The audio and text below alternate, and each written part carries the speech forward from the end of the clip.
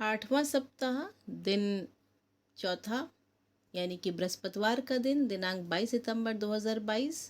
कक्षा 1 में हिंदी और गणित के जो कालांश हैं, उसमें हिंदी में सबसे पहला कालांश है अभिनय के द्वारा बच्चों को बातचीत करने के मौके देना। इसके लिए हमें आवश्यकता होगी कुछ क्रिया और कुछ संज्ञा शब्दों को पहले से ही सोचकर हम सूची बनाकर रख लें। शिक्षक देखें कि सभी बच्चे इस गतिविधि में प्रतिभाग करें।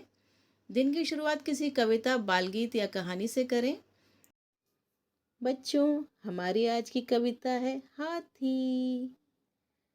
हाथी राजा बहुत भले, हाथी राजा बहुत भले, सूंड हिलाते कहाँ चले, सूंड हिलाते कहाँ चले, कान हिलाते कहाँ चले, कान हिलाते कहाँ चले, मेरे घर आ जाओ ना, मेरे घर आ जाओ ना, हलवा पूरी खाओ ना, हलवा पूरी खाओ ना, हाथी राजा बहुत भले, सूंड हिलाते कहाँ चले, कान हिलाते कहाँ चले, मेरे घर आ जाओ ना, हलवा पूरी खाओ ना, मेरे घर आ जाओ ना, हलवा पूरी खाओ ना, हाथी राजा बहुत भले। कक्षा को 2 या 3 समूहों में बांटें। सभी समूहों से अभिनय करने के लिए बारी बारी से एक एक सदस्य आएगा।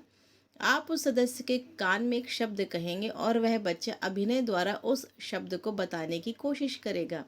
इसे आप एक उदाहरण देकर समझाएं। बनाए गए समूहों को वह शब्द पहचानना है। जो समूह शब्द को पहले पहचानेगा उन्हें 1 अंक मिलेगा। अभिनय करने वाले प्रत्येक बच्चे को आप एक शब्द, संज्ञा या क्रिया दें।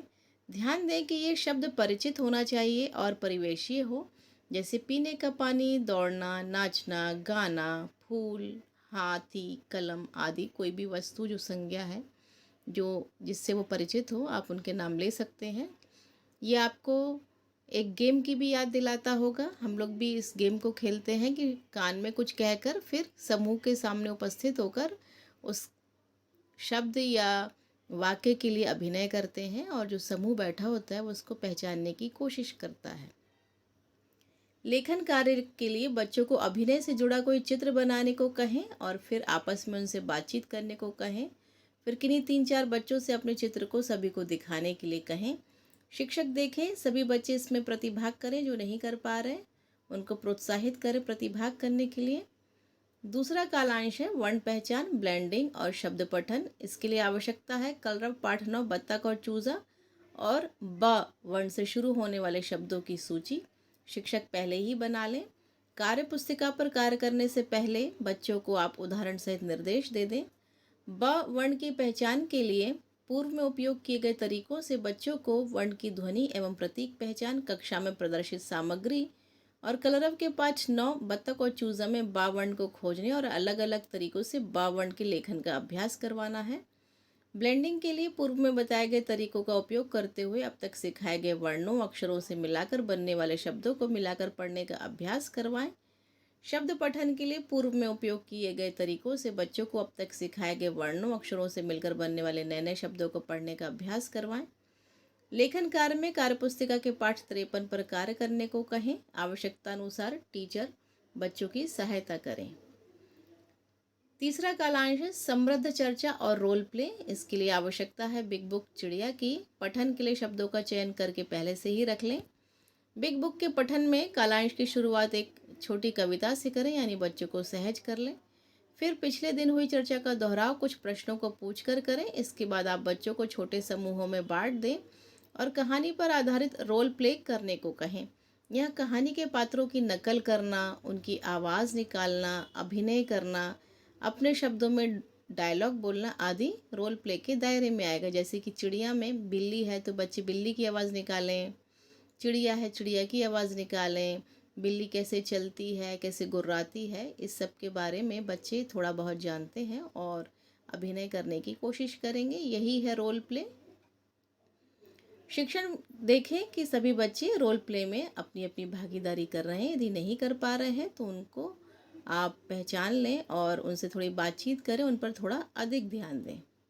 तो ये थे हिंदी के तीनों कालांश। अब कार्य पुस्तिका का वो पेज देख लेते हैं।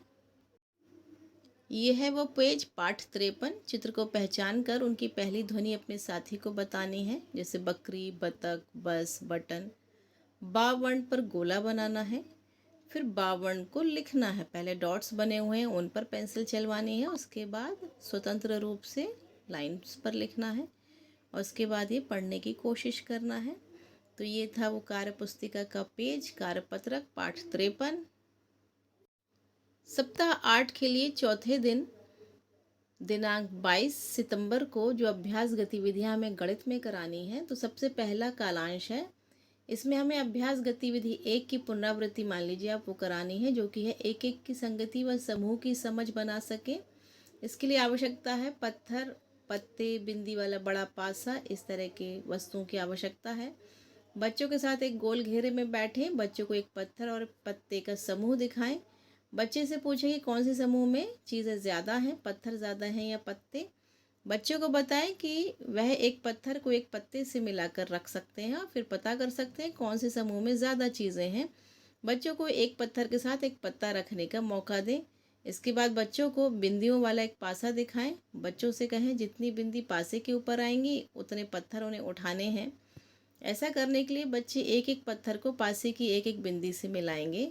बच्चों को बारी बारी बुलाकर ये गतिविधि करवाएं। अब आप बच्चों से पूछें, आप ये कैसे कह सकते हैं कि जितनी बिंदियाँ पासे के ऊपर हैं उतने ही आपने पत्थर उठाए हैं। दूसरा कालांश है अभ्यास गतिविधि 2, जो हमने मंगलवार को करवाई है। 1 से 5 तक की संख्याओं के मान को समझ सकें। आवश्यकता है संख्या कार्ड और कंकड़ की। बच्चों को 2 समूहों में बांटकर उन्हें बोलिए कि एक खेल खेलें। इस खेल में दोनों समूह को नंबर मिलेंगे। अंत में देखेंगे कि कौन से समूह को कितने नंबर मिले।